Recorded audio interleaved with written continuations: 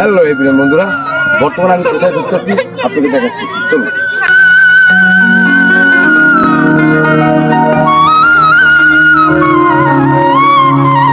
মনে করবেন দেখছেন কোথায় ঢুকছি।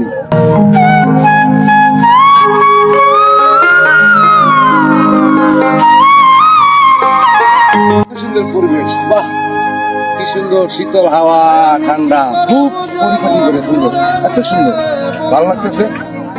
যারা উপভোগ করতেছেন তারা আসবেন আমার মতন এখানে। কিন্তু একটা কথা হলো, একা কিন্তু আসলে মজা হবে না, সাথে কাউকে নিয়ে আইসেন। বুঝতে তো পারতেছেন কার কথা বলতেছি।